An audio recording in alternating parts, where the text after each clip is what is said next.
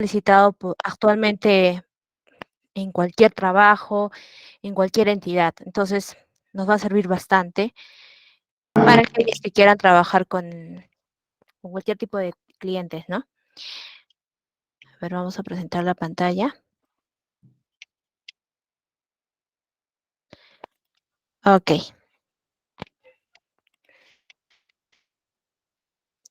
Entonces, a manera de iniciar con este tema, con esta charla, con esta clase, no sé si alguna vez les ha pasado que cuando nosotros vamos hacia alguien que nos atienda, ¿no? Por ejemplo, Movistar, ¿no? No sé si les ha pasado que cuando vamos a Movistar tenemos un reclamo, una queja por el servicio que nos están ofreciendo o nos están vendiendo. Entonces, a veces no recibimos un buen trato, ¿no es cierto? Muchas veces no recibimos un buen trato. Es más, hasta a veces incluso recibimos un maltrato, un mal gesto de parte de las personas que están trabajando en Movistar, ¿no? O en cualquier empresa que de repente alguna vez nos ha pasado. Entonces, cuando nosotros vemos o cuando nosotros manejamos el término de atención al cliente, a veces se nos ocurren estas frases, ¿no? Si de verdad lo necesita, insistirá. Si nosotros nos ponemos en el lugar de la persona que está atendiendo, ¿no? No sé si les ha pasado que si insistimos, recién nos hacen caso, ¿no? Si insistimos, recién nos hacen caso. O dice, el trabajo es muy aburrido, de repente, ¿no? O de repente también, a ver, otro de repente también nos dice, ¿no? Si el cliente quiere que se acostumbre, ¿no? Otro también, otra frase que escuchamos a veces, es le estoy haciendo un favor. Y esa mayormente la escuchamos, ¿no es cierto, estimados? Cuando estamos en una atención pública, ¿no? Digamos, no sé, en una municipalidad, quizá en el Ofcitel, cuando hemos ido a querer poner un reclamo, o no sé, ¿no? Tantas cosas que nos pueden decir, pero mayormente, ¿no?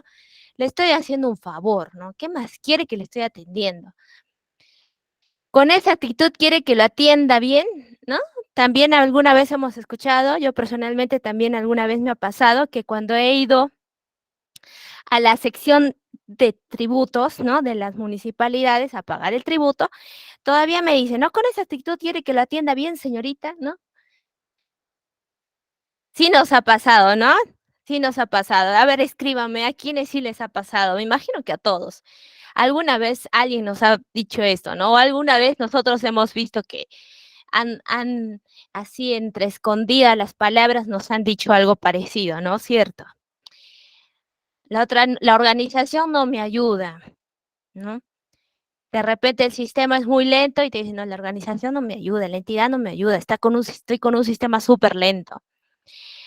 Otra, que es la más común, ¿no? También, así nací, así me moriré. Esto también, ¿no? Lo he escuchado, por ejemplo, de las personas que también de la municipalidad, ¿no? Que a veces están, no sé si a ustedes les ha pasado, han ido a un parque público, este, y ustedes están, no sé, haciendo uso de cualquier servicio, ¿no? Ya sea del servicio higiénico, el servicio de parqueo, ¿no? Y incluso te tratan mal y así te responden, este tipo de personas.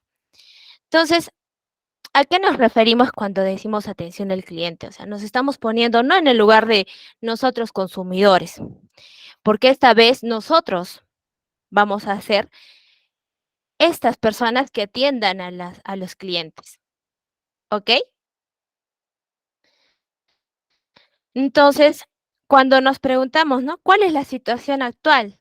¿Qué es lo que está pasando actualmente, estimados? A diferencia, por ejemplo, de hace mucho tiempo, cuando, no sé, nuestros padres eran más jóvenes, era otra cosa, ¿no?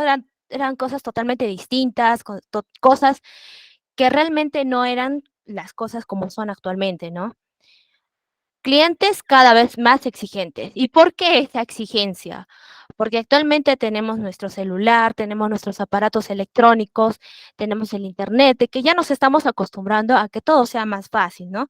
Todo sea más accesible y todo sea más rápido. Por eso es que los clientes cada vez son más exigentes y más difíciles de retener también, ¿no? Una intensa competencia en el mercado. Es verdad. Tan solamente ver la cantidad de notarías que hay en el cercado de Lima, vemos que hay bastantes, ¿no? Hay más de, me parece, de 15 notarías en solo el cercado de Lima. Entonces, imagínense, hay bastante competencia, pero igual sigue habiendo clientes, ¿no? Igual sigue habiendo clientes. Necesidad de reducir costos, comenzando por los de la mala calidad. ¿Y a qué se refiere esto?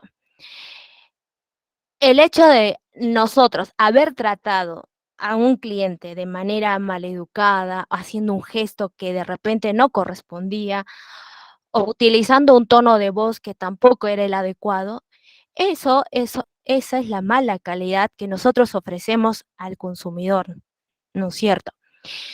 Entonces, eso implica reducir esos costos, ¿no? Porque ese consumidor ya no va a venir, ya no se va a quedar, ya no va a estar, ya no va a ser un consumidor leal, sino se va a tener que ir, va a buscar a otras personas. ¿Por qué? Porque de repente, si bien vendo el mismo producto con mi competencia, pero el trato que recibe en el otro lugar es mejor que el que recibe conmigo, ¿no? Entonces, hay una necesidad de reducir esos costos, ¿no? En especial y en específico los de la mala calidad. Entonces, vamos introduciéndonos a este mundo de la atención al cliente. Y es tan importante, queridos estimados, porque actualmente nosotros conocemos que existe, ¿no?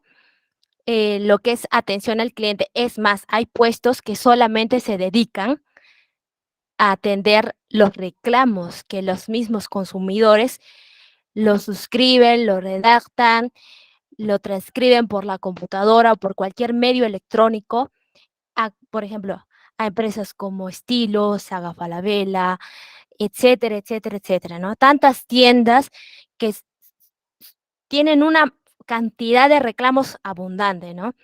Entonces, nosotros con este curso, bueno, con estas clases que vamos a impartir ahora, te va a ayudar a responder y a decir, yo tengo conocimientos en atención al cliente porque, ¿no? Lo estoy aprendiendo ahora. ¿Qué más? Se dice que el 25% de los gastos en las empresas están compuestas por los costos de hacer mal las cosas y tener que corregirlas y por los costos derivados de la pérdida de clientes y de tiempo. Imagínense, el 25% de los gastos de las empresas están compuestas por esto, ¿no? O sea, verdaderamente, por eso les digo, hay puestos que solamente se dedican a responder los reclamos que realizan el consumidor. Solamente y exclusivamente se dedican a responder eso. Y obviamente lo tienen que hacer bien.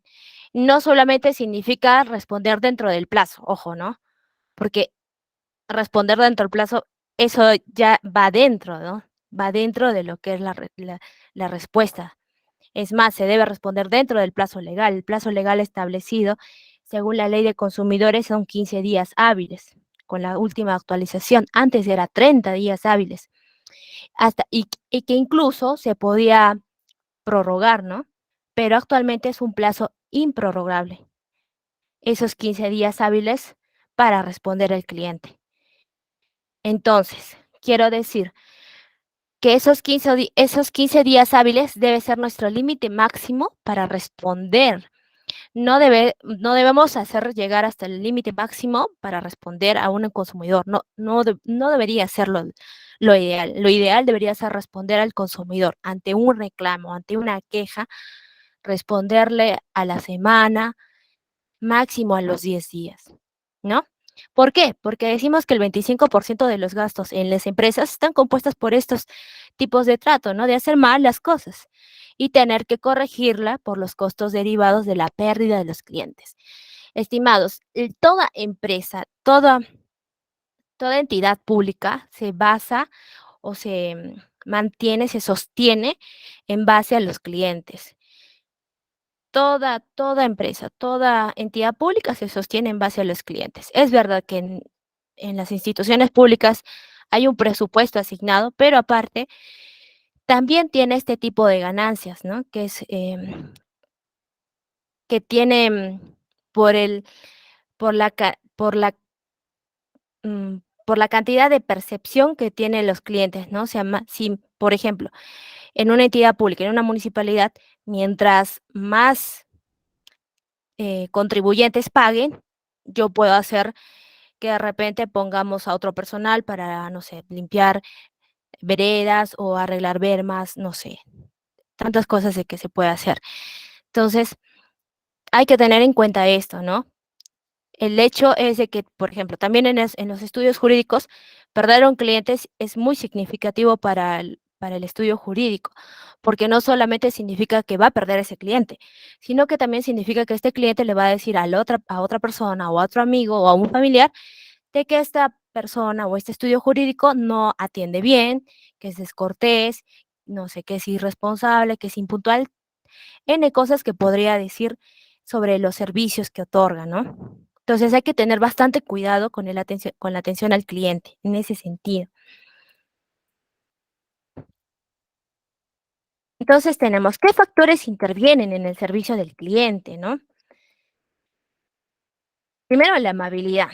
Y este es un punto muy importante para las personas que van a trabajar en temas legales.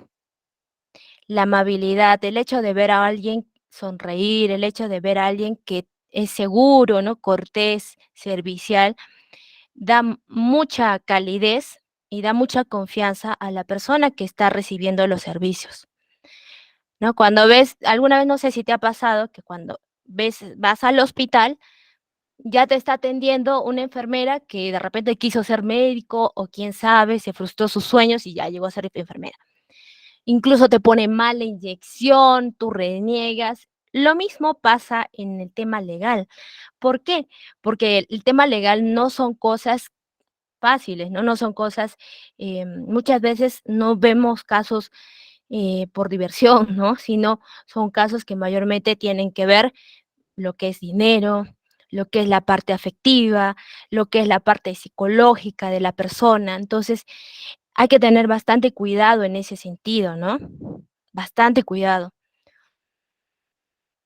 ¿Qué más? La atención personalizada.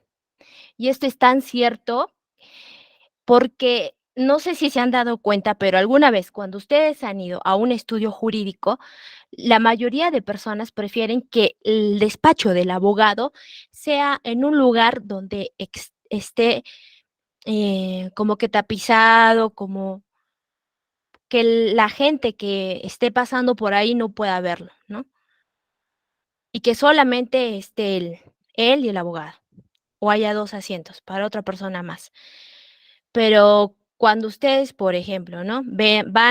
Pasan por la calle, por ejemplo, aquí en Arequipa hay, por el Poder Judicial Central de la Corte Superior de Arequipa, a veces han puesto, bueno, hubo un tiempo donde había varios abogados que se pusieron como que así, como a atender en una sala grande, ¿no? Que habían alquilado un local grande. Y ustedes se daban cuenta de que si bien sí entraba la gente, pero parecía de que no tuvo mucha acogida, eso porque era obvio que uno podía hablar con el abogado, pero a la par la otra persona también se enteraba de tus problemas. Entonces era bastante incómodo, ¿no? Era bastante incómodo hablar de tus problemas delante de una persona, delante de otra persona, delante de las personas que están pasando. Y, por ejemplo, ese estudio jurídico cerró, ¿no? Por ejemplo. Entonces, también eso. La rapidez en la atención, y eso también tan cierto, ¿no? Por ejemplo, en temas, no sé, cotidianos, comunes, en cuánto se demora en entregar mi producto, si atienden consultas, reclamos, cuánto se demora en responder mi reclamo, cuánto se demora en responder mi consulta. Y eso también, ¿no? Por ejemplo, al momento de que nosotros vayamos a trabajar como asistentes de reclamo, asistente administrativo de responder los reclamos, es muy importante que nosotros los respondamos no solamente a las justas del tiempo, que son los 15 días hábiles, sino antes del tiempo, a la semana, a los 10 días, a los 10 días naturales, 10 días calendario, no a los 10 días, perdón, a los 15 días hábiles, ¿no?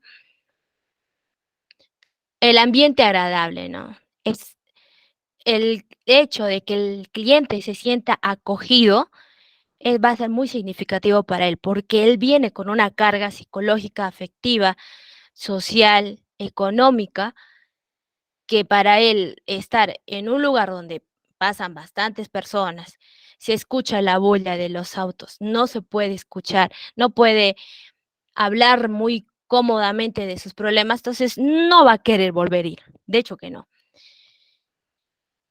La comodidad, ¿no? Por eso es que no sé si alguna vez también han ido a un estudio jurídico, o ustedes han entrado, hay bastantes sillones, sillones muy bonitos, hay flores, ¿no?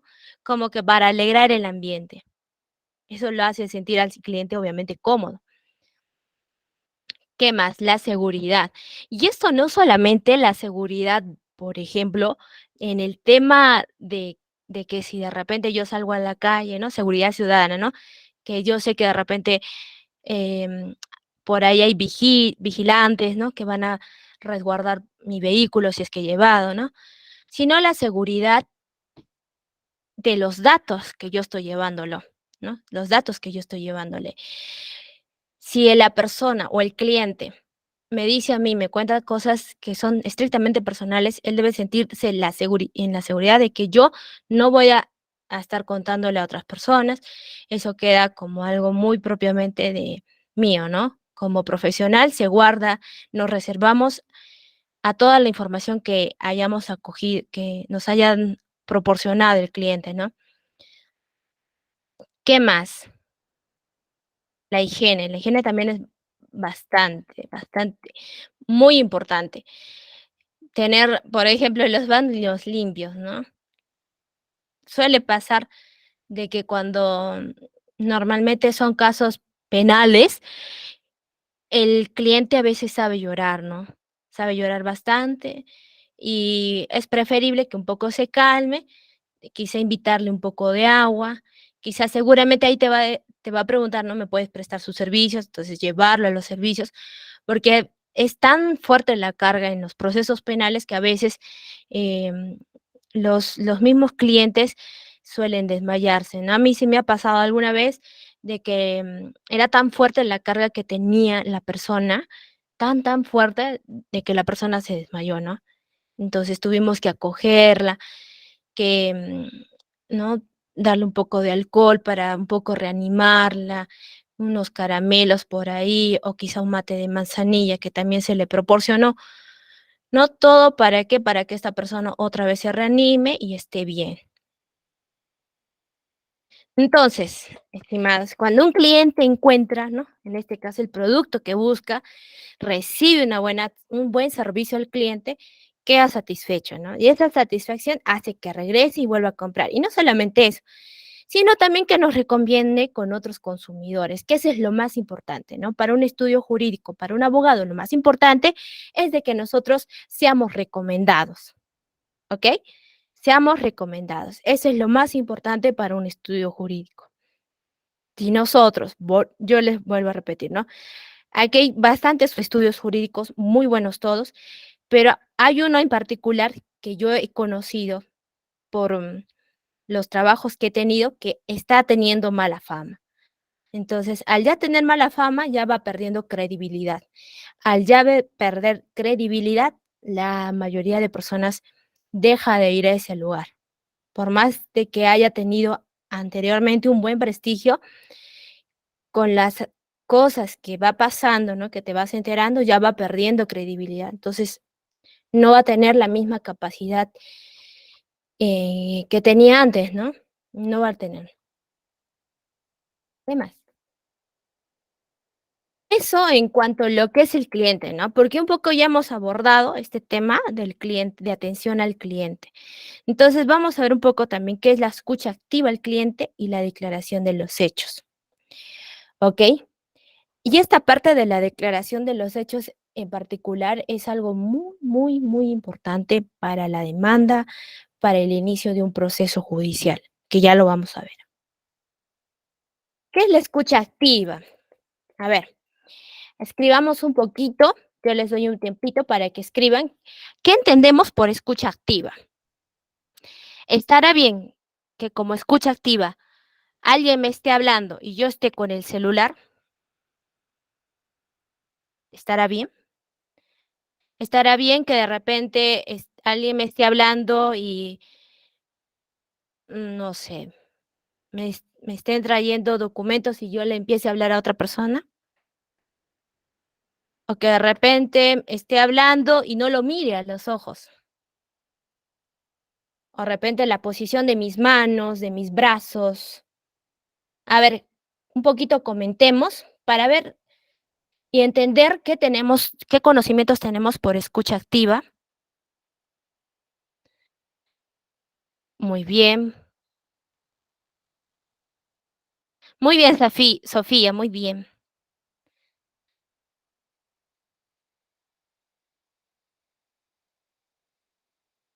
Muy bien.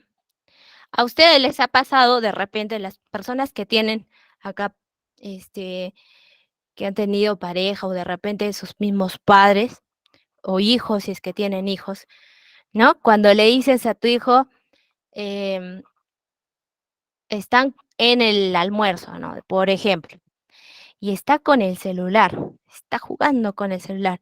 Le dices, ya quítalo, quítale el celular, y le quitas el celular, ¿no? Cómo se pone el niño, ¿no? Muy bien. Todas las cosas que están poniendo es exactamente eso, ¿no? Es escucha activa al cliente, o sea, yo tengo que mirarlo a los ojos. Tengo que tener una posición que parezca que le estoy escuchando realmente, porque hay, por ejemplo, hay personas que cuando están escuchando cruzan los brazos o de repente sí están en una posición abierta, de apertura, pero que de repente están mirando a un costado o de repente están leyendo o están con el lapicero jugando. ¿No? De repente, alguna vez les ha pasado y alguna vez les va a pasar que cuando, por ejemplo, vayan al poder judicial, ¿no? Y tienen que hablar con la secretaria judicial. Alguna vez a mí me ha pasado que le estando en el lugar y hablándole a la doctora, a la abogada, me está hablando y está, no sé, ni siquiera me ve, no me veía, seguía ahí en la computadora. Y yo no le preguntaba una cosa y me decía: "Sí, ya está, tiene que recoger esto tal día, venga así", ¿no? ¿No les ha pasado? Entonces, muchas veces lo que nos falta a nosotros, ¿no? Nos falta la escucha activa al cliente, porque realmente el cliente, específicamente en temas de salud, en temas de psicología, en temas de legal, realmente el cliente necesita una escucha activa, necesita, verdaderamente va a necesitar. Y si estás en el tema de que vas a trabajar respondiendo los reclamos de las personas, necesariamente vas a tener em, mirarlo, hablar con la persona, ¿para qué? Para que eso no se vaya a un procedimiento administrativo sancionador, ¿no? Porque eso es lo que no quiere la empresa en este caso. A ver, seguimos leyendo. Sí, es cierto, muchas instituciones públicas no tienen una buena atención. Muy bien, ¿nos escucha? A ver, muy bien. A ver, me dice si se me escucha o no. Vamos a continuar. Entonces, esa es la escucha activa, ¿no es cierto? Y todas estas cosas que hemos hablado.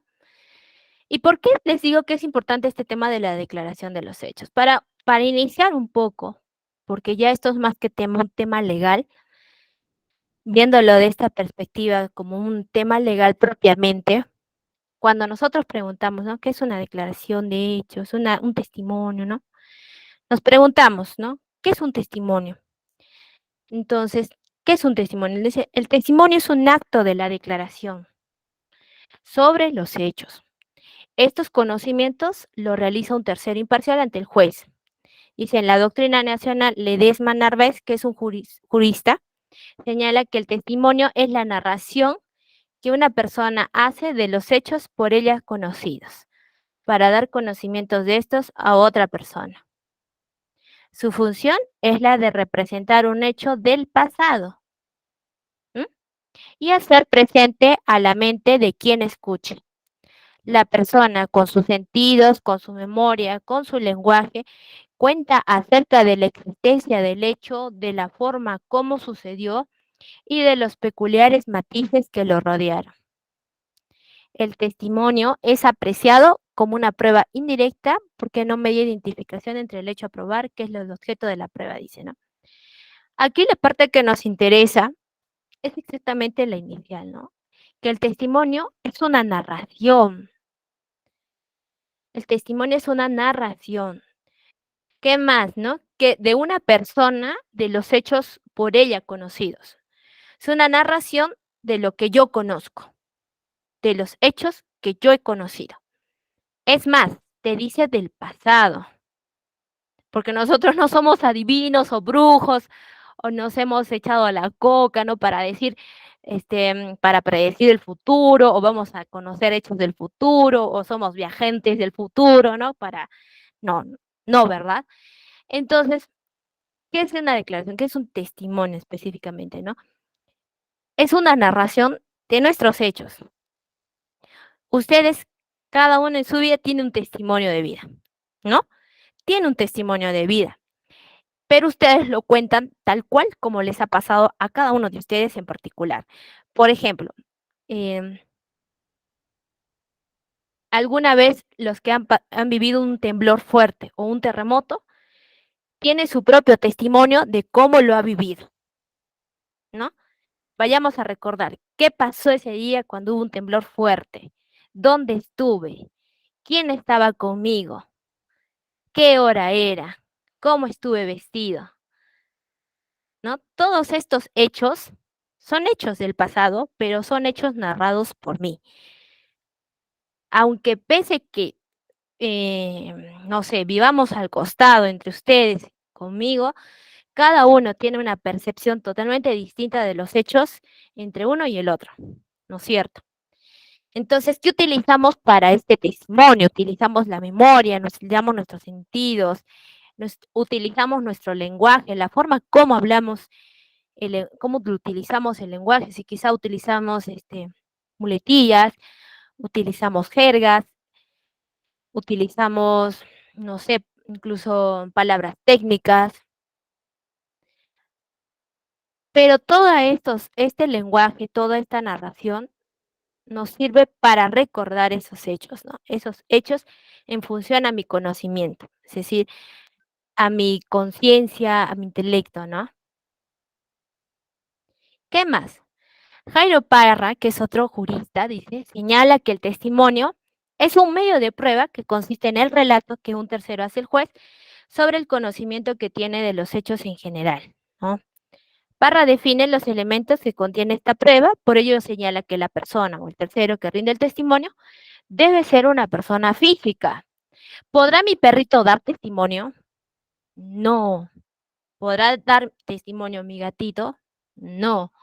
¿Podrá dar, ahora que está tan de moda el chat GTP, yo lo tengo ahí instalado con una cámara, ¿podrá darlo?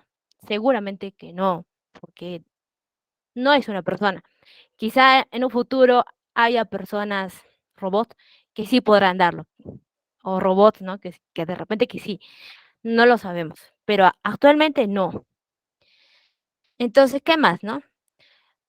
Otra cosa, ¿no? Una empresa puede dar un testimonio, una declaración, como empresa no, pero sí quizá el gerente general o el gerente administrativo, ¿no? Por lo tanto, no puede ser testigo una persona jurídica. Los representantes de las personas jurídicas sí pueden ser llamados a rendir un testimonio, ¿no? Esta prueba testimonial debe versarse sobre hechos en general. ¿Qué significa de repente, no? Hechos en general. Eso cuando vamos a declarar, pero cuando nosotros vayamos a hacer una demanda, que más adelante lo vamos a ver, vamos a decir cosas también a manera general y a manera específica. Hay que tener en cuenta que el juez vigilará lo referente a la conducencia y pertinencia de la prueba, o sea, es decir, de lo que nosotros estamos declarando. pero esto no tiene nada que ver con la eficacia del testimonio y jamás con la existencia, ¿no? Entonces, a ver, creo que tenemos preguntas.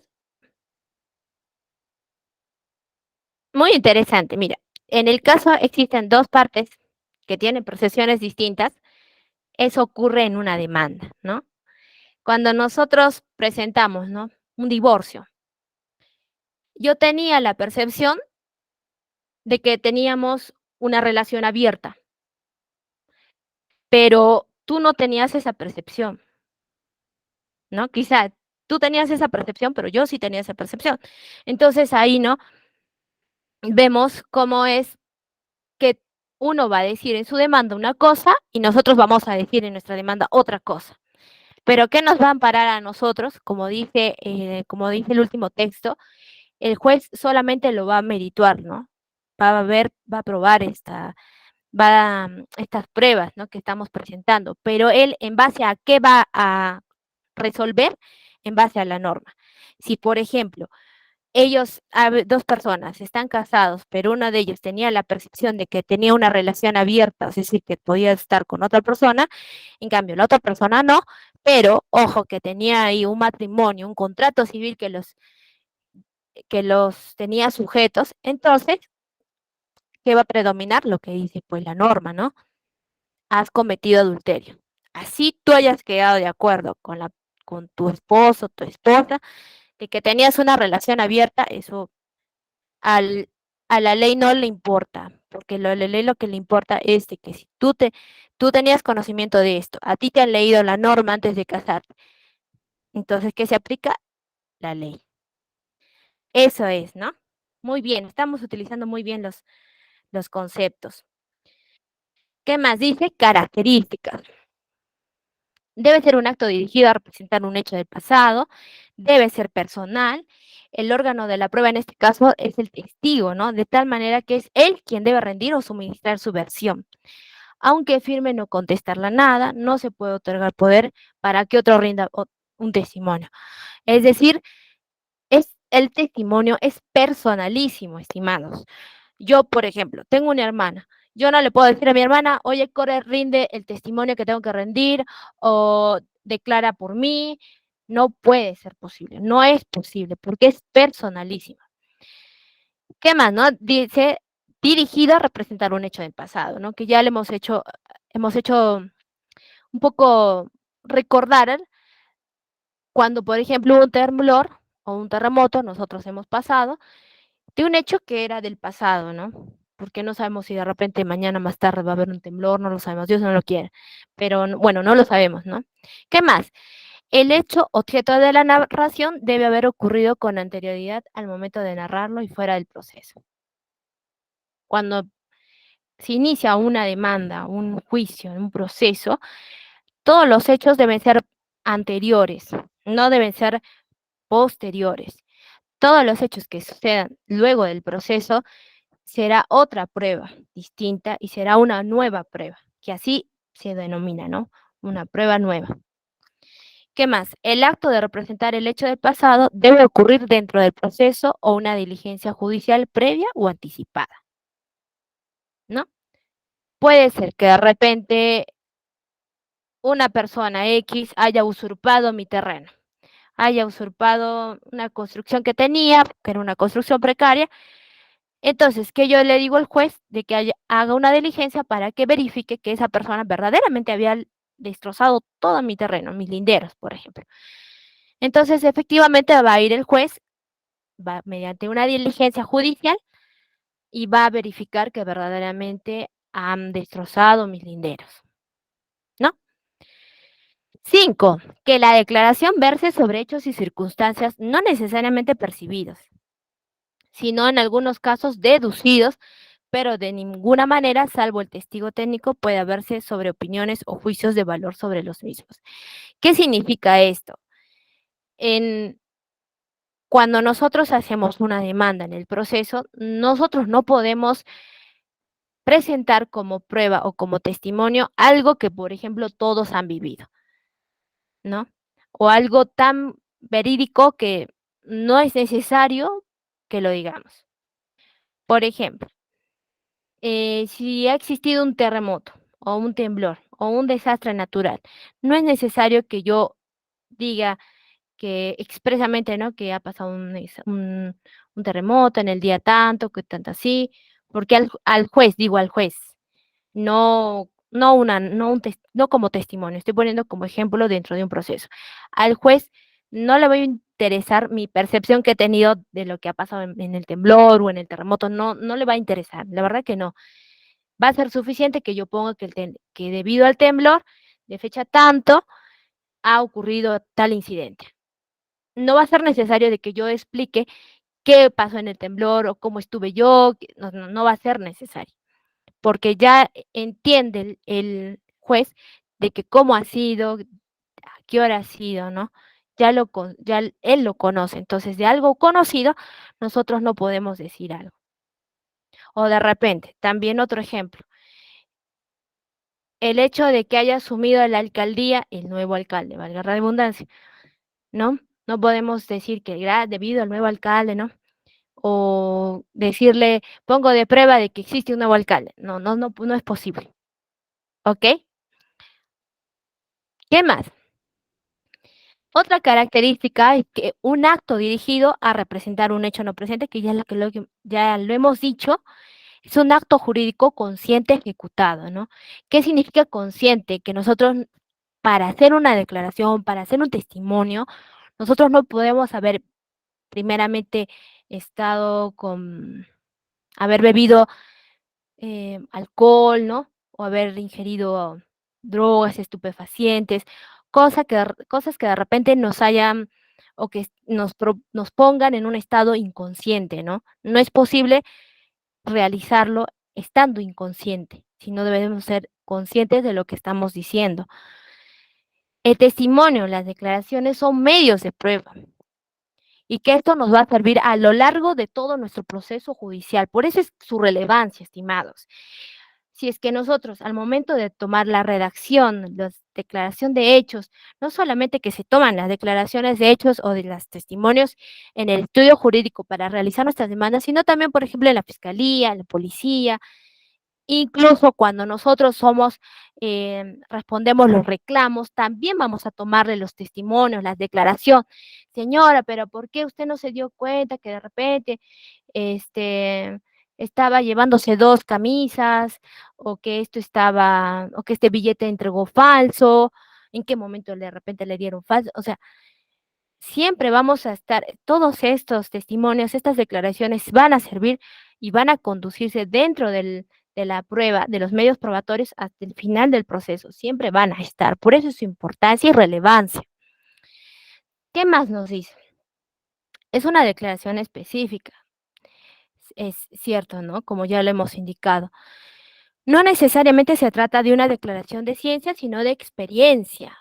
O sea, es decir, que no significa que de repente alguien por ser un científico, no sé, de tecnólogo, no sé, o químico, un ingeniero químico, tenga que dar obligatoriamente una declaración sobre lo que está haciendo, ¿no? Sino tiene que ser en base a su experiencia, a su vivencia cotidiana, a lo que le ha pasado. No necesariamente tiene que ser de lo que él está realizando, su trabajo, ¿no? A menos que se trate de dar testimonio de lo que trabaja, que sería totalmente distinto. ¿Qué más? Se trata de una producción obtenida a la memoria del testigo que conserva la perfección y permite recordarle el momento de su declaración.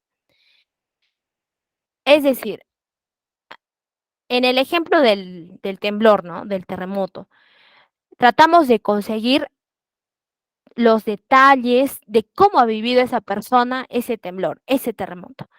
¿Qué ha pasado? ¿Con quién ha estado? ¿A qué hora ha sucedido? ¿Si cerró la puerta? ¿No cerró la puerta? ¿Si se cayó? ¿No se cayó? Tantos detalles que podrían surgir a través de la declaración, ¿no? Que nosotros podríamos seguir preguntando para qué, para ahondar en los detalles. Sí, tiene que estar en el pleno uso de sus facultades. Muy bien, muy bien. Declaraciones y testimonios. Dice, la toma de declaraciones o testimonios de parte del cliente es muy importante. Esta comunicación cliente-abogado tiene un emisor, un receptor, un canal, un código y un mensaje. Las relaciones temporespaciales con condiciones psicofísicas de cada uno de ellos y niveles culturales, ¿no? Si, por ejemplo, yo trabajo en atención al cliente en Toto, por ejemplo, ¿no? Y la persona con la que estoy atendiendo de repente es un quechua hablante, o de repente es alguien que no escucha, voy a tener que hacerle señas, ¿no? O si es un quechua hablante, voy a tener que buscar a alguien con el que pueda comprenderla esa persona, ¿no? ¿Qué más? Que condicionan el sentido del mensaje. Es necesario que la persona entienda, exista una recepción adecuada del, de la comunicación que quiere dar, del mensaje que quiere dar. Es en base a la declaración recibida por parte del asistente legal o del abogado que se realiza la hipótesis del caso, ¿no? Se determinan los puntos controvertidos y se verifica la veracidad de los hechos expuestos por el cliente. ¿A qué nos referimos con la hipótesis del caso?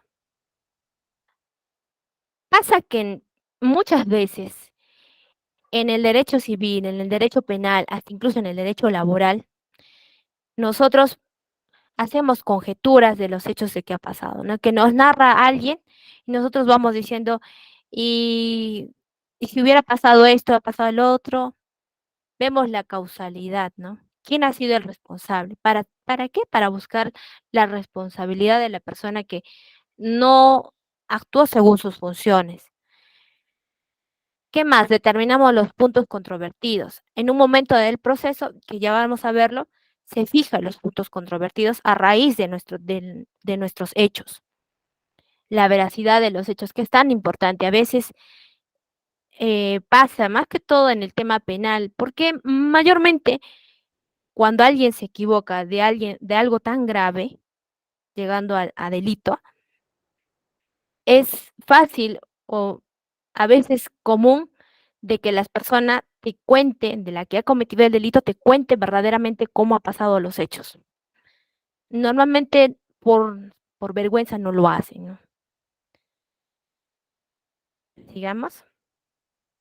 Entonces, el asistente legal debe procurar verificar y o validar que los hechos se encuentren consistentes, que tengan coherencia al momento de ser redactados, ¿no? Esto les comentaba un poco en los casos penales, ¿no? Em, Le preguntas a la persona, y que a mí me pasó, ¿no? Pero, ¿por qué hiciste esto? No me di cuenta, es que ella me dijo que sí, y yo también accedí, y normalmente también te hablan así, se dan cuenta. Entonces, la persona con la que le haces la entrevista, que es tu cliente, debes ayudarle a sentirse seguro, a sentirse cómodo, a que no te mienta, porque muchas veces lamentablemente te dice eso. Y el fiscal, cuando te muestra las pruebas y le empieza a hacer las contrapreguntas o las preguntas al cliente, al acusado, lo va a derribar, ¿no? Le va a hacer dudar, lo va a poner más nervioso y se va a declarar hasta culpable, ¿no? Por eso que al momento de nosotros, ¿no? Una vez redactado todos los puntos, todos los hechos, tenemos, volvemos a leer nuestro texto, toda la narración que se ha realizado. Al momento de leer esta narración que se ha realizado, nos damos cuenta de que algo no tiene consistencia, algo no tiene coherencia, preguntarle a la persona por qué esto no tiene coherencia o no tiene consistencia, porque eso muchas veces pasa, ¿no? Si me dijiste que fuiste a las 2 de la mañana, ¿por qué tu vehículo en la cámara se ve que estaba a las 12? Entonces ahí un poco, pero esto es algo normal, estimados. ¿Por qué? Porque nosotros tratamos los abogados o las personas que vamos a trabajar en este tipo de cosas, tratamos con personas que muchas veces tienen una carga emocional grandísima, no solamente por el tema económico, sino también por el tema familiar, social, ¿no? ¿Qué van a decir los demás de mí? ¿Qué van a pensar, no? O sea, tantas cosas que pueden pasar por su cabeza, son temas tan delicados, hasta inclusive las cosas más mínimas. Hace poco yo les comento de que estaba constituyendo una empresa y de pronto, estimados, de pronto, ya estaba ya inscrito, o sea, ya estaba pasando la calificación en registros públicos y el cliente me dice, ¿sabes qué? Te hiciste de todo porque me he enojado con mi socia, que es mi enamorada. Sí, imagínense el tiempo, el dinero que se ha invertido, el hecho de haberlo escuchado, todo eso para que me diga eso. Imagínense, ¿no? Pero siempre escucharlo al cliente. Si verdaderamente se han enojado, no se han ha sido una discusión de pareja común. Entonces, en mi caso, yo opté por hablar con cada uno, o sea, de los socios, de las personas que supuestamente habían roto por separado, ¿no? Hablar por separado con estas personas y preguntarles qué ha pasado. ¿De verdad quieres que desista de esto? Mira cuánto te ha costado. Igual me vas a tener que pagar porque yo te he cobrado por todo el servicio, ¿no? Decirle eso. Y al final, ¿qué es lo que pasa? Que se reconciliaron, en mi caso, y ya siguieron con con la constitución de la empresa, ¿no? Entonces se dan cuenta de que es importante, es muy importante ver esta coherencia de los hechos, de lo que te está hablando, ¿no? Si está mintiéndote, uno cuando va hablando mucho con las personas se da cuenta si te está mintiendo o no te está mintiendo, si es que de repente ha sido una pelea cotidiana, una pelea no muy fuerte.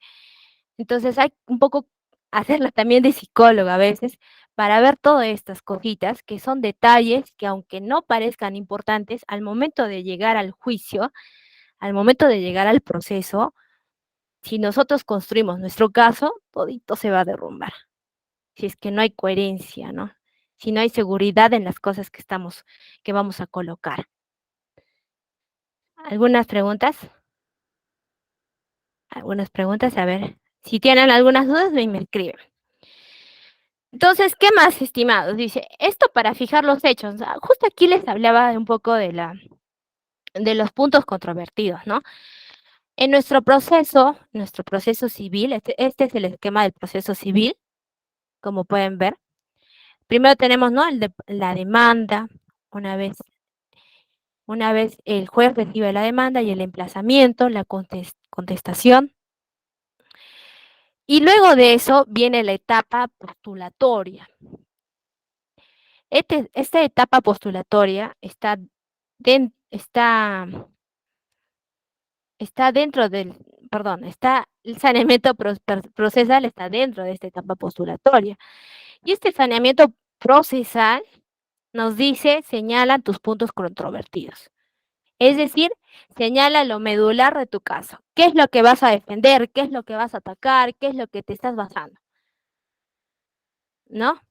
Esos puntos controvertidos que son muchas veces en base a los hechos que nosotros exponemos al juez, tenemos que probarlos con pruebas, ¿no? Valga la redundancia. Tenemos que hacerlos hechos que sean realidad, hechos que se puedan probar. Dice, ¿no? Allí en consecuencia puede quedar evidencia cualquier distorsión introducida del abogado. Y muchas veces pasa eso, ¿no? Cuando el abogado quiere poner una cosita mínima, un detalle que de repente yo sé que esto le va a ayudar a mi patrocinado, pero si es que realmente esa cosita ha distorsionado algo tan mínimo que el juez se puede dar cuenta, el abogado va a tener que tener su proceso también por, por actuación, por una mala actuación, ¿no? Esa es mala fe. Dice esto porque no se supo recabar o receptar adecuadamente el relato del cliente, ¿no? Si de repente yo sé que no debo distorsionar algo, pero quizá lo puedo omitir, ¿no? ¿Qué más? Porque lo modificó de tal manera que parece en contradicción con las manifestaciones que el cliente hace ante el juez, ¿no? Recordemos que existe la posibilidad de hacerle preguntas al mismo cliente, al mismo demandado. Entonces, evitarnos esto, ¿no? Evitar que de repente se dé cuenta el juez de que se ha introducido algo de manera distorsionada por mala fe. ¿Qué más? Entonces, esto nos lleva a destacar la importancia de las entrevistas previas cliente-abogado. Es muy importante. Y muchas veces, estimados, lamentablemente el abogado no tiene mucho la posibilidad de estar con el cliente. Si bien es cierto, lo atiende una vez, ¿no? El cliente, el abogado suele pasar esto, ¿no? El cliente viene, el abogado escucha, lo escucha todo, lo escucha muy bien, le dice cuánto va a costar. Normalmente sucede así. Le dice el cliente, voy a pensarlo, y lo piensa, y cuando regresa, la persona que le toma la declaración para iniciar la demanda o la denuncia es el asistente legal, porque el abogado no va a tener tiempo para otra vez volverlo a escuchar porque ya sabe el caso, ya lo sabe. Pero ¿qué es lo que pasa? Que por esa, que el hecho de no tener tiempo le va a pedir al asistente legal que lo haga, ¿no? Entonces, ¿qué más? Tenemos ¿Qué más tenemos, no? Juegan todos los componentes de la comunicación, en particular el conocimiento, la percepción del abogado, para captar lo esencial del conflicto y preguntar lo necesario y evaluar las dificultades del emisor, la coherencia del relato y las eventuales distorsiones en la transmisión de datos. Esto es tan importante porque al momento de que el asistente legal tome los datos, tome los hechos para iniciar la demanda, muchas veces, como el abogado ya ha escuchado previamente al cliente, seguramente te va a preguntar cosas que debiste preguntar, ¿no? Anotar, ¿no?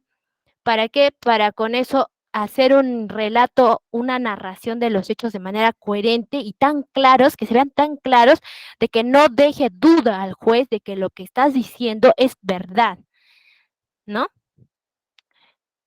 ¿Qué más? ¿Cómo le estructuramos los hechos al momento de realizar nuestra demanda? Al momento de que nosotros vayamos a hacer cualquier tipo de declaración, lo primero es la introducción. Me ubico en la ubicación temporal-espacial de la historia, ¿no? Por ejemplo, la persona X vino a entregarme un televisor y yo lo recibí, era de noche, eran aproximadamente las 6 de la tarde, vino con su hermana y con tal personas y así. Aquí estoy diciendo quiénes vinieron, los involucrados, la vinculación concertada, ¿no? En si era de noche o era de mañana, ¿qué más, no? Todas estas cosas que permiten darle un contexto, ¿no? Darle un contexto a la narración de nuestros hechos. No es que de frente o de manera directa vamos a iniciar con el desarrollo del tema, ¿no?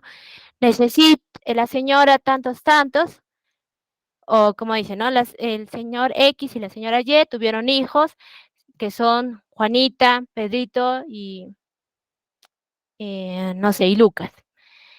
Y ellos, por ser sus hijos, tienen que pasarle alimentos. No, pues, ¿no? Por más que las demandas de alimentos sean las más sencillas, no se podría hacer eso, no está bien, porque nos vamos a malacostumbrar a no permitir que el juez tenga un contexto, una idea de lo que ha pasado, ¿no? ¿Qué más? El desarrollo es una cronología, descripción del comienzo al final de los acontecimientos que desembocaron en el conflicto. Por ejemplo, en el tema de familia, X, Y tuvieron, o mejor, la señora Juana y el señor Lucas estuvieron una relación amorosa durante 10 años. Durante esos 10 años concibieron a Pedrito, Juanita y Luquitas, los mismos que están inscritos en la partida de nacimiento, con fecha tanto, de cada uno, ¿no? Voy poniendo, ¿no? en qué fecha nació uno, en qué fecha nació el otro, la partida de inscripción que también se anexa, incluso lo podemos poner en paréntesis para que entienda a qué medio probatorio nos estamos refiriendo. Y posteriormente ellos, es decir, ¿no? Posteriormente ellos tenían una convivencia feliz durante unos 4 años. Después de eso, lamentablemente ellos no tuvieron una buena comunicación y por tanto decidieron estar por separados o decidieron divorciarse o decidieron, no sé, irse cada uno por su parte, tantas cosas que puede pasar. En el caso que se hubieran divorciado, ¿no? Por ese caso, si hicieron una separación que fue celebrada en la notaría tantos. Entonces yo ya le estoy dando una narración, pero de manera cronológica, ¿no? Que estuvieron enamorados durante 10 años, que luego tuvieron a Juanita, Pedrito y Luquitas, y que estuvieron luego 4 años bien, y que luego, no sé, a raíz de que él consiguió otro trabajo, ya se divorciaron, ¿no? Estoy haciendo de manera cronológica. Y por último, el cierre o conclusión. Entonces, acá poner la conclusión, ¿no? La culminación, ¿cómo terminó esto? Terminó en que ellos, no sé, ya no quieren verse más, que por eso no tienen una buena relación y que por eso están pidiendo los alimentos, que actualmente los hijos están estudiando en tal colegio, necesitan, ¿no? De ahí terminar, ¿no? Ir terminando. ¿Hasta aquí alguna pregunta? ¿Alguna pregunta? ¿No, nadie? Muy bien. Entiendo que todo está claro, entonces. Muy bien. Entonces, ¿qué más decimos? El relato de los hechos no debe ser largo ni corto, ¿no? Sino suficiente y completo para describir la cuestión que va a someter al tribunal. Debe utilizar lenguaje sencillo, debe ser claro, expuesto, sin contradicciones, de manera descriptiva, sin subjetivizar ni adjetivizar excesivamente nada. Hay abogados que he visto que tienen una mala práctica o de repente son las mismas personas que han redactado, por ejemplo, en el tema de alimentos, que incluso ponen el desgraciado de mi ex esposo. Entonces, no está bien poner ese tipo de adjetivos. Si es desgraciado o no, si tiene algún otro adjetivo, no, evitemos poner eso, porque si bien es cierto, algunas personas lo hacen de repente, porque, por ejemplo, la demanda de alimentos lo puede hacer la propia persona, porque hay modelos que el mismo Poder Judicial te proporciona, pero no está bien, no está bien, ¿no? Adjetivizar, no, decir el desgraciado de mi ex esposo, no, o de mi ex conviviente, no, no está bien. Por más que de repente quieran ponerlo, no está bien. ¿Qué más? La agresividad no es buena consejera y predispone en contra de quien la utiliza. Y es tan cierto esto, estimados. Yo les comento algo. Justamente en el caso de familia y en los casos de familia pasa bastante de que cuando alguien coloca, por ejemplo, algo con adjetivo, ¿o no? A una persona con adjetivo, el desgraciado de mi ex esposo o de mi ex conviviente. Al momento que le hacen el traslado a la persona, o sea, es decir, al desgraciado, ¿qué es lo que ocurre, no? Ocurre de que esta persona también responde de la misma manera. Y es más, tanto es así que de repente incluso lo predispones a que de repente te quiera ofender, que quiera decirte una lisura o que quiera buscarte para insultarte. Y no solamente eso, hasta incluso yo he visto de que hay personas que en este caso la desgraciada no era el ex conviviente, sino era la ex conviviente, que fue al trabajo del señor a sacarle fotos en momentos que no era adecuado. Y no sé cómo obtuvo las fotos, la verdad que no sé qué habrá hecho la señora, pero obtuvo fotos en donde eran fotos pues comprometedoras. Bueno, fotos más que todo de intimidad, ¿no? De su intimidad. No, ahora no vayan a pensar que de repente estaba con otra persona, no, era un señor muy correcto, sino que eran fotos con un poco de vergüenza, de pudor, ¿no? Entonces, evitar eso. ¿Para qué? para también no predisponer a la otra persona de que también haga lo mismo, porque seguramente va a reaccionar igual. ¿Qué más? Esto también es importante, la evaluación de los hechos justiciables, ¿no? Porque de repente nosotros como asistentes legales vemos de em, que al momento de que nos está contando esto, nosotros vemos de que no, no existe un caso justiciable, ¿no? Dice, esto es primero, si el planteo fáctico tiene sustento jurídico y después se amerita someter su solución con todos los costos y esfuerzos. Es decir, por ejemplo, en un proceso laboral, el señor ha dicho que ha dejado de trabajar, que lo han despedido de manera arbitraria hace, no sé, hace 4 años o 3 años. Ya pasó el plazo para presentar tu proceso, tu indemnización por despido arbitrario. Ya pasó. Por más que te dé pena, por más que llore el señor, por más que diga, pucha, he perdido una buena cantidad de dinero, no va a ser posible. Y es algo que alguna vez me pasó, ¿no? Por más que el señor haya llorado, por más que el señor me haya dicho, pero no puede ser posible, es una empresa malvada que trata mal a sus trabajadores, pero lamentablemente los plazos son los plazos, ¿no? Si no ha colocado si no ha presentado su demanda por despido arbitrario, por indemnización de despido arbitrario dentro del plazo señalado, no va a poder.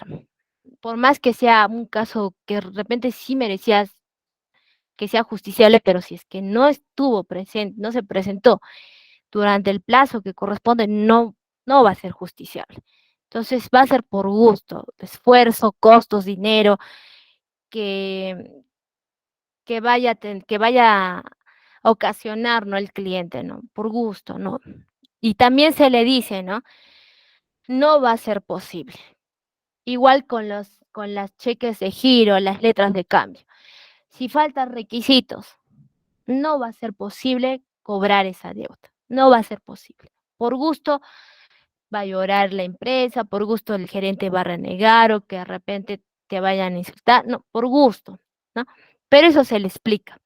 Entonces, aquí el consejo del abogado debe tener en cuenta los intereses del cliente y no sucumbir en la tentación de iniciar el proceso para asegurarse así una etapa de sus honorarios, ¿no?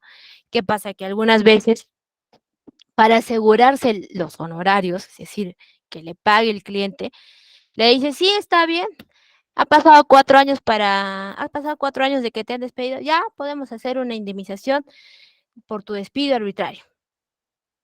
Y ahí le cobra.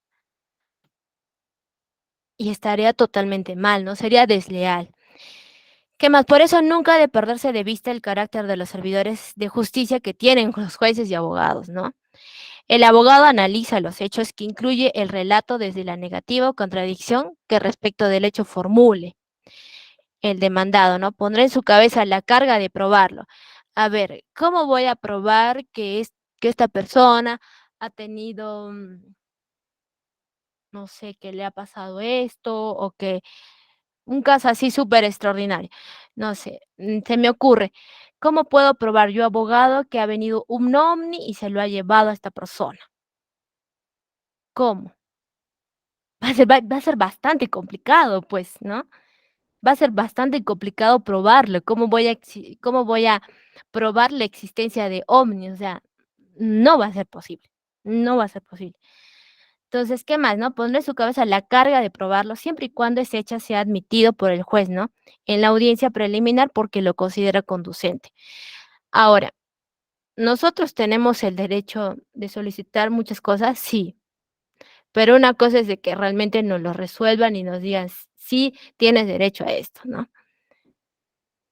Todo depende bastante de que si es justiciable, de la carga de la prueba, ¿no? ¿Qué más?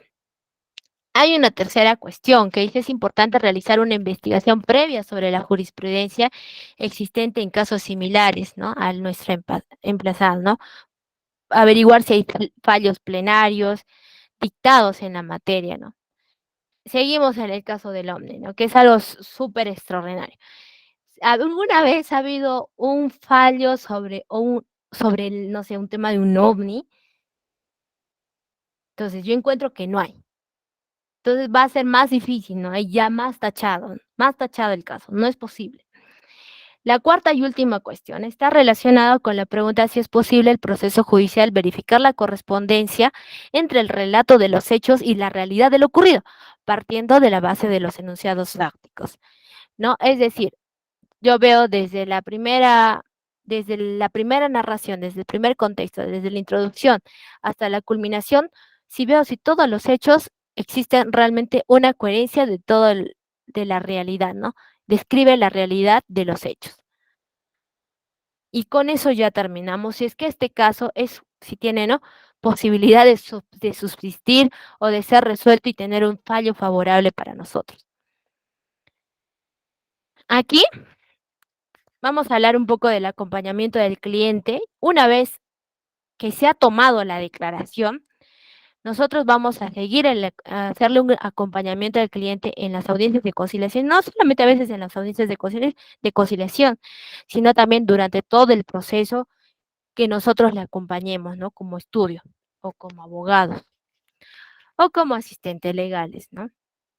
Que mayormente se nos dice, ¿no? Tú haces seguimiento al señor, si es que de repente cómo está, si ha salido su sentencia, no ha salido, ¿no? Y que ya vamos a ver también más abajo cómo es que se realiza este tipo de seguimiento. Cuando hablamos de acompañamiento, estimados, hacemos referencia al trabajo con víctimas de diferentes fases del caso, ¿no? Teniendo cada una sus propias necesidades. Este acompañamiento tiene una fuerte perspectiva psicosocial, ¿no?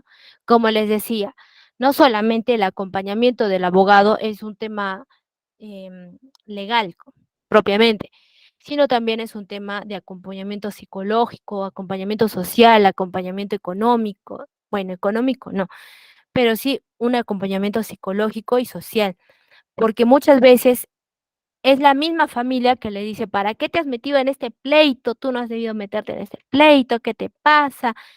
Tantas cosas que se puede decir, ¿no? Entonces, ¿qué criterios debemos tener para acompañar, ¿no? Proporcionar un apoyo emocional frente al miedo, a la angustia, a las amenazas por la denuncia.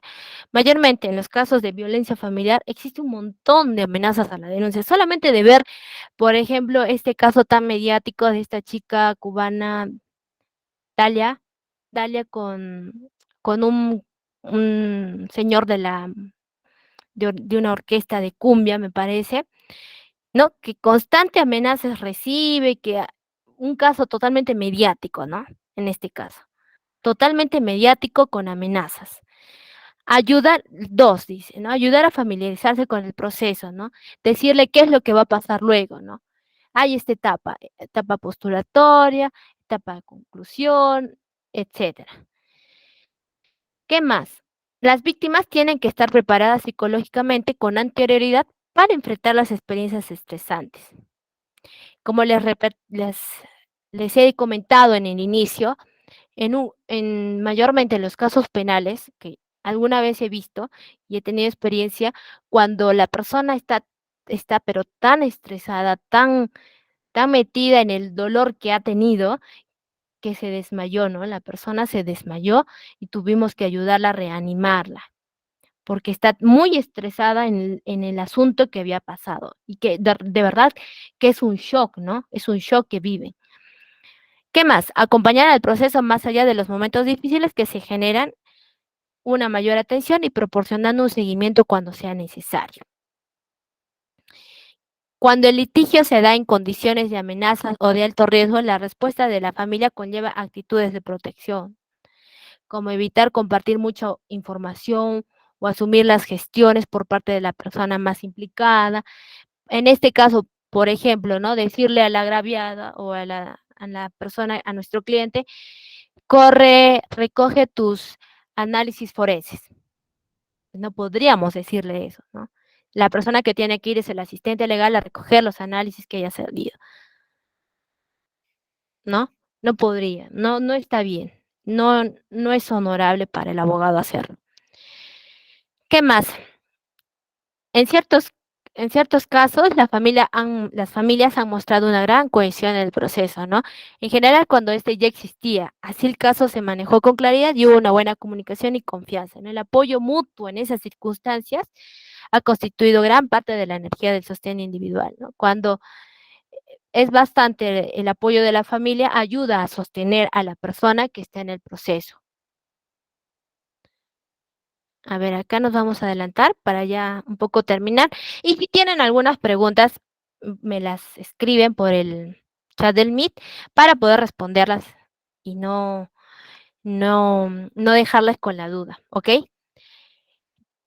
Cuando llegamos a esta parte, ¿no? Del seguimiento de las actuaciones y los compromisos adoptados por el cliente, más que todo nos referimos a los compromisos adoptados por el cliente, o sea, adoptados con el cliente, ¿no? A su favor de ellos. ¿Qué queremos decir con esto?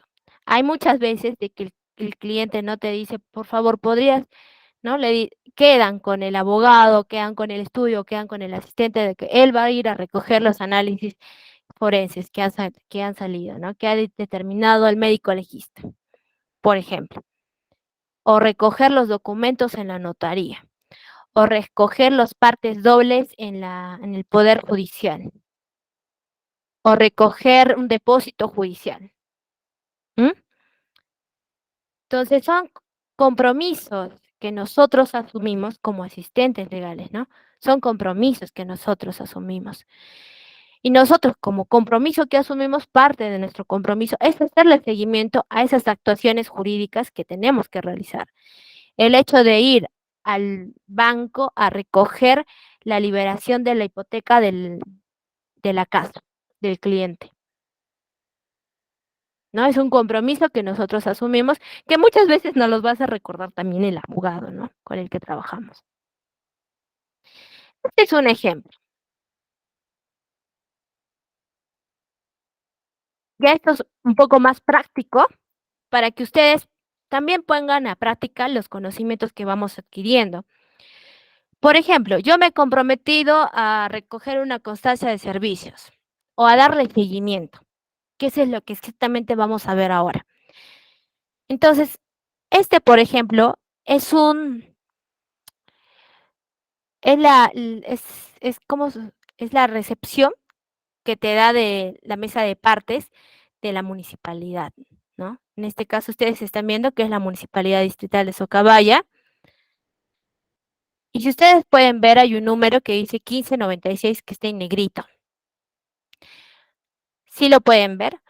En en todas las entidades administrativas, al momento de tú entregar un documento, te tienen que dar tu cargo. Y tu parte de tu cargo es esta fecha, es esta recepción, este sello de recepción, que automáticamente es imprimido, en este caso, que ha sido enviado a mi correo electrónicamente, ¿no? Porque es mío, ¿no? Por eso los muestro. Que en este caso dice, ¿no? 1596. Ahí dice la persona que lo ha recibido, quién lo ha enviado, a dónde lo ha enviado y las observaciones, que ha sido un trámite virtual. Ahora tenemos la facilidad de hacer los trámites virtuales. O sea, es decir, que si nuestro compromiso está dentro del seguimiento de las actuaciones que se ha presentado, ya sea en un ente administrativo, en el Poder Judicial, en el Ministerio Público, vamos a conocer ahora cómo es que le damos seguimiento. ¿Qué más? Tenemos ese número. ¿Qué es lo que más nos importa? Ya sabemos que lo podemos hacer virtualmente. Ya no hay necesidad de solicitar algún documento necesariamente en mesa de partes, a excepto de algunos documentos que verdaderamente se dice, hay una excepción, pero que la misma mesa de partes te lo indica. En este caso, por ejemplo, en esta municipalidad, al momento de entregar la solicitud por mesa de partes virtual, te indica, por ejemplo, que todos los documentos que son dirigidos al área de habilitación urbana tienen que ser entregados de manera física. Y eso te lo dice explícitamente y ya no hay posibilidad a error, ¿no? Entonces, digamos, tenemos este número y este número así, tal cual, te lo van a entregar en cualquier lugar, en cualquier entidad pública administrativa. es decir, Indecopi, Sunafil, Opsitel, Ocinermim y todas las que se te ocurran. Sutram, ¿ok? Este es un modelo de consulta de documentos. Ustedes colocan en el número de documento el número de documento que está aquí en negrito, que es el 1596, lo colocan exactamente en el número de documento. Y posteriormente registran o colocan su correo electrónico y luego ponen buscar documento y ahí te sale todo lo que ha pasado con tu expediente.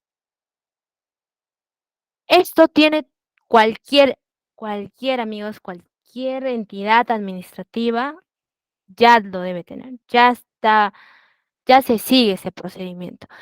Gracias al, lo único favorable que ha venido con el COVID es la actualización o la modernización del, de la entrega de documentos con la virtualización. Es lo mejor que ha podido existir, de verdad que sí. Porque desde nuestras casas podemos hacer este seguimiento, es decir, desde nuestro despacho, desde el estudio jurídico donde estés trabajando, desde la entidad o la empresa donde estés, tú puedes hacer seguimiento a estos documentos. Todas las entidades públicas te van a dar un cargo de recepción, que es este, y que también te van a dar ahí un link para consultarlo o donde puedes hacer tu consulta del documento y qué es lo que ha pasado con tu documento, ¿no? Ese es en el caso de las entidades administrativas públicas. Pero tenemos también el caso del Poder Judicial. Bueno, ahí me escriben si tienen algunas dudas. A ver, sigamos. En el caso del Poder Judicial, nosotros consultamos al CEJ, CEJ. Acá no se ha colocado. Bueno, que tú lo puedes buscar en el Google, ¿no? CEJ. Ahora, hay dos formas de buscar tu expediente, por filtro o por código de expediente. Por filtro solamente llenas las casillas, ¿no? Si, por ejemplo, Distrito Judicial, Lima. ¿Qué instancia? De repente, Corte Superior. Ya, Corte Superior. Especialidad, penal. Año. O de repente especialidad laboral o civil. Lo que ustedes busquen. Año 2022. Número de expediente. Colocan el número de expediente y colocan el código. No es muy complicado, pero lo que pasa es de que muchas veces te emite como resultado a veces otros resultados. Entonces, ¿cuál es más seguro y más exacto? Hacer la búsqueda por código de expediente. Aquí ustedes ven un ejemplo del código de búsqueda por código de expediente. Ojo que estamos hablando sobre el seguimiento de las actuaciones a las cuales nosotros nos comprometemos. Y aquí ya te estoy informando de que no solamente puedes hacerlo yendo a mesa de partes de manera presencial, sino también virtual, ¿no? ¿Qué más? Vemos aquí el número de expediente, la secuencia de los 5 dígitos, luego la otra secuencia, el número pequeño que se coloca, la secuencia de los dos caracteres y la secuencia de números que termina, ¿no? Una vez llenado eso, se busca, se hace la búsqueda, se pone el código que se encuentra acá, el código. El código que se encuentra en rojo, lo pueden observar ahí y ponen consultar y te va a buscar o te va a encontrar exactamente el expediente que estás buscando y la carpeta que estás buscando. Porque a veces suele pasar de que hay un cuaderno aparte, ¿no? Y mayormente el cuaderno aparte se utiliza cuando hay una medida cautelar, ¿ok? Por ejemplo, en este caso no es un cuaderno aparte, ¿no? Muy bien. Aquí está una cédula de notificación. El número de expediente es ese, que lo pueden ver ahí, está en rojo subrayado, ¿ok? Entonces colocamos ese, ¿no? En la parte de acá arriba. Y se realiza la búsqueda con normalidad y te va a salir exactamente el número que estás buscando, o perdón, el expediente que estás buscando, ¿no? Esta es la forma más fácil de hacerle seguimiento a tu expediente. Ahora, si por A o B ves que han pasado más de 30 días hábiles y no ocurre nada con tu proceso, consultar. También puedes hacer consulta mediante el juez te escucha, sí, también. Pero yo te recomiendo que vayas directamente de manera presencial a hablar con la especialista, ya que ahora sí se puede. Antes por el COVID no se podía, pero ahora sí se puede, ¿no? O de repente también hablar por la plataforma del juez te escucha. Aquí este es un caso del Ministerio Público, ¿no? De la Fiscalía. Igual, pues, ¿cómo lo buscamos? Consulta de estado de caso fiscal. Así tal cual lo colocamos en el buscador, tal cual. En este caso, ¿cómo se llena la secuencia? Aquí vemos el número, esta es nuestra hoja de ingreso de carpeta fiscal. Tenemos este número que está al lado de la palabra que dice caso. Ok, si se dan cuenta, ahí está el número. Entonces vamos en la parte de acá arriba y lo llenamos. Llenamos los casilleritos, ¿no? ¿Se dan cuenta? Si se dan cuenta son uno, 2, 3, 4 números que deben ser llenados. Igual, uno, 2, 3, 4. Esos números son llenados en la parte donde dice número de caso. En el caso del distrito fiscal, en este caso es Arequipa. ¿Cómo sé que es en el distrito judicial de Arequipa? Porque ustedes pueden ver en la parte, en la segunda columna del cargo de ingreso, que ahí dice Arequipa, ¿no? Primera, en el segundo renglón, en la segunda columna, ahí dice Arequipa. ¿Ok? Y colocan el código de seguridad y luego consultar. Y de ahí también le va a salir la búsqueda de las actuaciones que se hayan seguido en el expediente. ¿Ok? Entonces, a ver si tienen alguna consulta, alguna duda. Voy a también habilitar lo que es tu juez te escucha para que también podamos ver.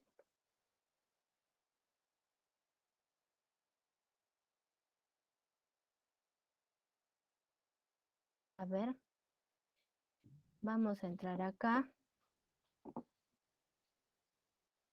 Vamos a compartir otra vez la pantalla. A ver, estamos aquí, ¿verdad? Si se dan cuenta, yo he colocado en mi buscador el juez te escucha, tal cual. Ahí, tal cual, ¿no es cierto? Entonces, coloco el primero.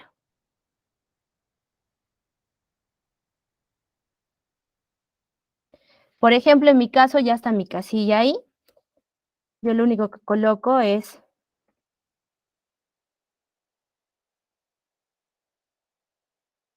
ahí, dice, está equivocada mi casilla. A ver.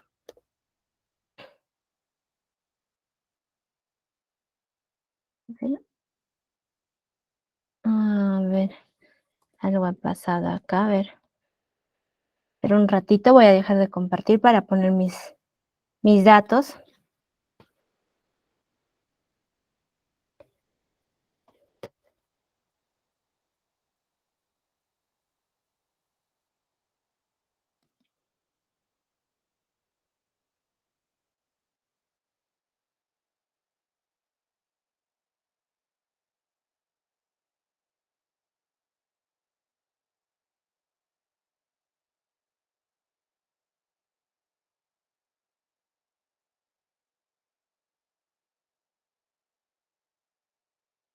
Mm,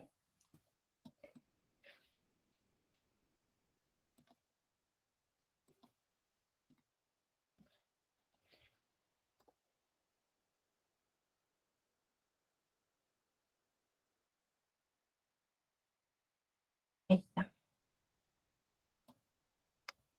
Ya muy bien, ya puedo ingresar. Y ustedes van a ver aquí que ya puedo ingresar. Entonces, ¿qué dicen, no? Mi bandeja. Voy a mi bandeja, voy a citas, y ahí pongo, por ejemplo, el número de cita que quiero, que se desea. En este caso yo no voy a sacar cita, pero ustedes pueden sacar cita, ¿no? Como acá, nuevo, se pone el número de expediente, el número de expediente, ¿no? Cualquier expediente que desea buscar o con la persona, con el juez que yo desee hablar, se coloca ahí y aquí automáticamente te va a aparecer la hora en la que puedes ir, o bueno, la hora en la que puedes hablar con el juez. Normalmente son son como mini charlas virtuales que te dan un tiempo muy cortito, lo mucho 15 minutos que te tienes esa posibilidad de hablar con el juez, ¿no? A ver, acá está el manual de usuario. No sé si pueden ver. Ahí está, creo que sí. Muy bien. Ahí ven, se pone la contraseña, se ingresa.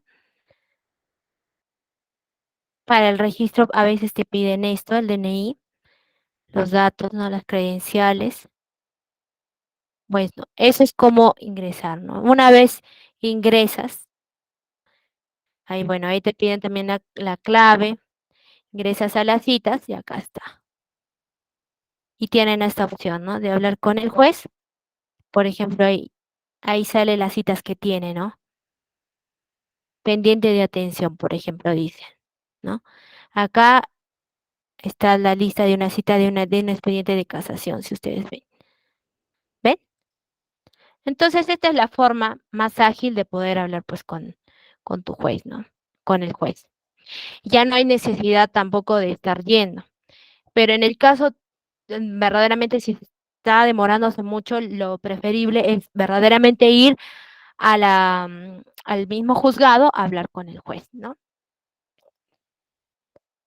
Si usted no tiene casilla, yo le entiendo, pero normalmente es el abogado es el que te proporciona la casilla para que tú puedas verificar y con eso también ver qué audiencias tiene el abogado y también ponerle en la agenda del abogado.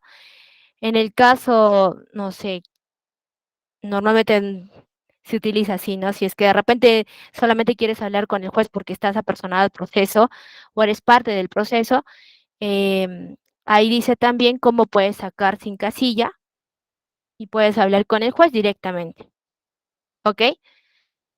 Sí, si desean, sí les proporciona el manual de el juez te escucha para que puedan verificarlo, para que puedan chequearlo, para que puedan tener también quizá un poco de curiosidad y tener también una clave para ingresar, ¿no? Para ver.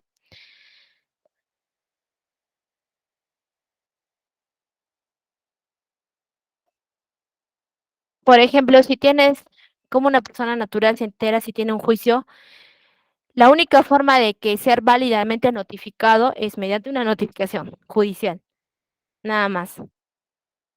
No hay otra forma. Si es que no te han notificado personalmente a tu domicilio, entonces el juicio que te están siguiendo en contra tuyo va a declararse nulo porque nunca ha sido notificado y eso estaría afectando a tu derecho de defensa. A ver, ¿qué más?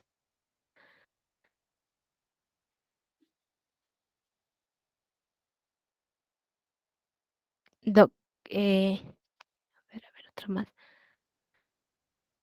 Ahí también se ha enseñado cómo consultar un expediente penal de la fiscalía. Entonces, igual todos estos documentos, todas las diapositivas se les va a entregar. También el tema de ¿cómo se llama? El manual, el manual del el juez te escucha para las personas que deseen leerlo. ¿Qué más? ¿Hay pena por deuda? No hay pena por deuda. ¿Tienen valor legal esos documentos digitales? ¿Cuáles documentos digitales? Si se refiere a los testimonios o, o los cargos de recepción. Si son los cargos de recepción, sí tienen valor digital, si se refiere a eso. O si se refiere de los cargos que nosotros entregamos o los documentos digitales que nosotros entregamos, si tienen valor legal, sí, claro que tienen valor legal, porque a raíz de eso se inicia todo el procedimiento, ¿no?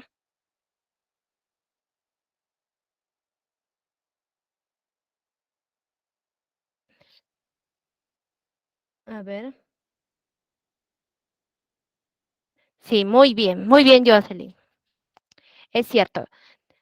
Si es que no nos llega ninguna notificación, no es posible seguirte el proceso porque estamos afectando tu derecho de defensa. Entonces, lo que tú tienes que hacer, si es que en un futuro te enteras, por X razones, de que no se te ha llegado, no se te ha hecho llegar la notificación. Entonces, tienes que ahí declarar la nulidad de todo lo actuado. Ok, eso sería todo conmigo. Muchas gracias. Espero que les haya servido lo que se les ha enseñado hoy día. Y también les voy a proporcionar también lo que es el manual del juez de escucha para las personas que lo han pedido, ¿ok? Muchas gracias, nos vemos hasta la próxima clase, que es el lunes. Hasta luego.